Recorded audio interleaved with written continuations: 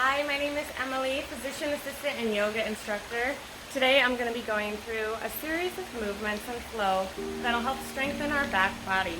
So important for longevity and overall health. The spine is truly a teller of your age.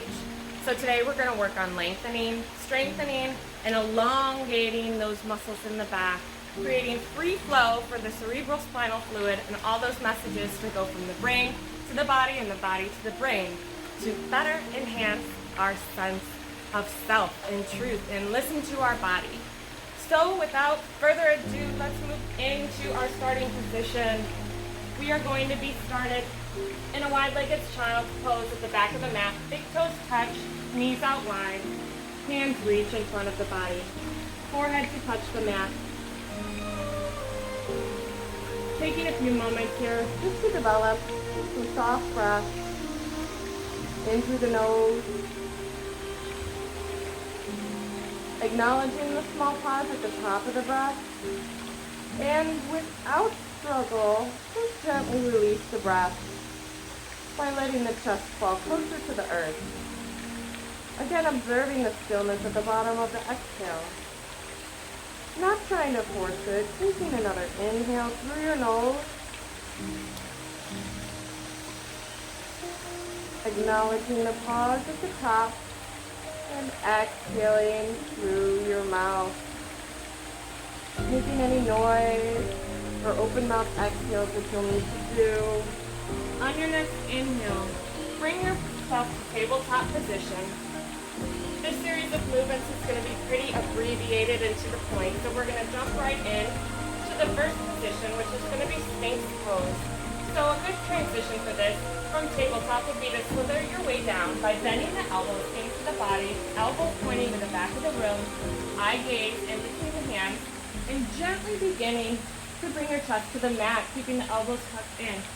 Once they've established this, they can either slither themselves up like that, or resting here and aligning back into a Sphinx pose. Another good transition would also be dolphin pose, because your arms are already aligned. Okay, so slithering it down into Sphinx pose, let's say from dolphin pose, arms at a 90-degree angle, shoulders over elbows, palms down to the mat and fingers out wide. Fingertips are in alignment with the elbows. Elbows are pulling back while your front body lifts through the shoulders. Taking note to roll the shoulders back and down while simultaneously pulling this motion with both arms to the back. Once you reach that expansion, you're going to inhale and engage your glutes, glute medius and maximus, and then push down with the tops of the toes to lift higher and activate the back body, the lats, the traps, the erector spinae, and the glutes.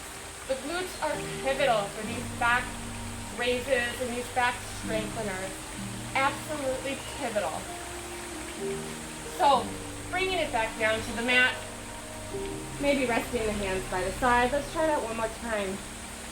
Forearms come down to a 90-degree angle, elbows over shoulders, under shoulders, palms to the mat.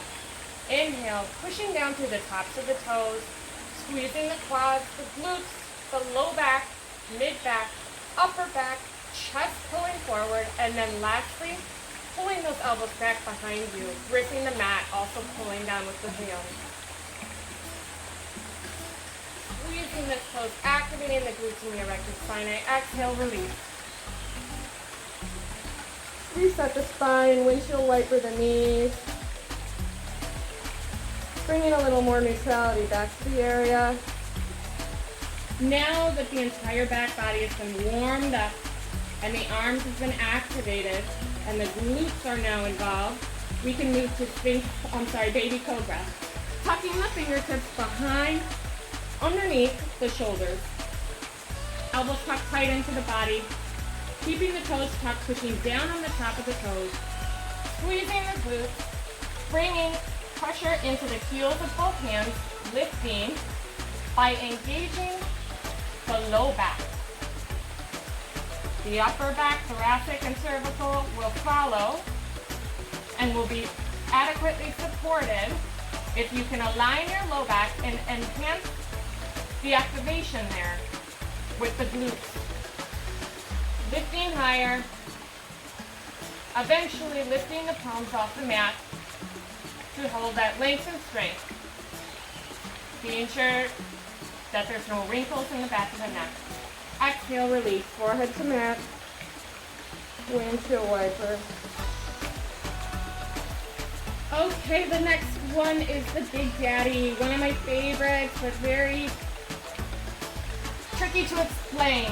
So the way my body interprets it and likes to get a good strengthening and stretching benefit from this is with what I'm referring to is lifted cobra. So keeping the fingertips on the mat, under the shoulder blades, bringing your legs slightly out to the side if you have any low back issues, or if that just feels better for your body.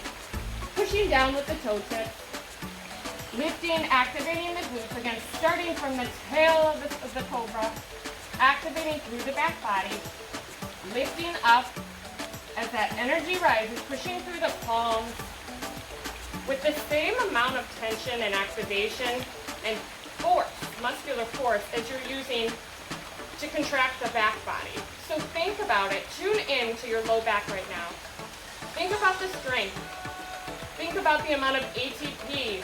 Think about what's happening in your mitochondria right now, the fast twitch, slow twitch, muscle fibers. What are you using and how much effort is this that you're exerting there? Now match that to the exertion and effort that you're pushing through in the palms.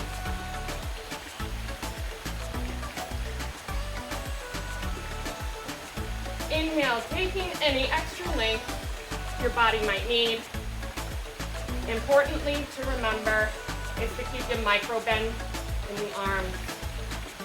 Once you've established that equal push-pull from either side with the tension in the palms, in the heels of the hands, and the tension in the back, gently release.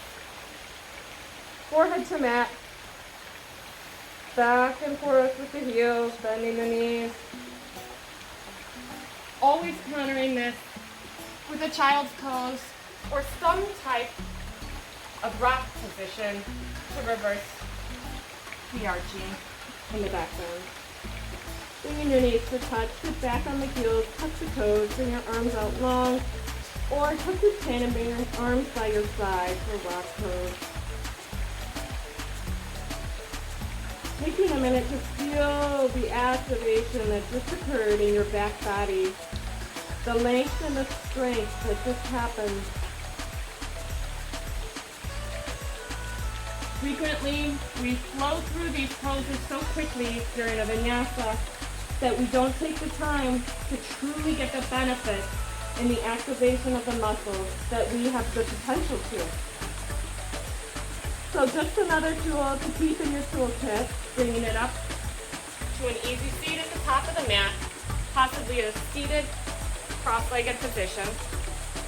Just knowing that you have the capability at any point in time to make these seemingly simplistic and easy to absorb poses more difficult. There is that degree of intensity that can be stepped up to your level based on your feeling that day in your body and your connection to that voice and those signs from your body.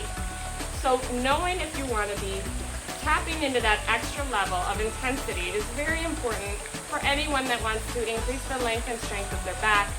Having a nice strong back body is going to help with your spinal alignment. Another great pearl is to increase the amount of time that you're sitting on the floor. In other countries, well, here I'm in Costa Rica today, but in many other countries, particularly India and Asian countries, everybody crouches and eats on the floor and kneeling down, and their hips are very open. In the United States, unfortunately, I'm aware of the medical statistic because I'm a physician assistant, that the morbidity and mortality associated with femur fractures in the elderly is over 90%, meaning that if you're elderly, meaning 75 or older, if you fall and break your hip, the chances of you actually going back to your regular life or your house or your activities of daily living, is how we put it, is less than 10%. So let's make our hips strong, flexible, and healthy. And stay tuned for another video on hip health and how to open those hips and become very strong in this area so we can live long, happy, and healthy lives together. Thank you for watching. Again, my name is Emily. I'm a physician assistant and a yoga instructor. The light in me honors the light in you. Namaste.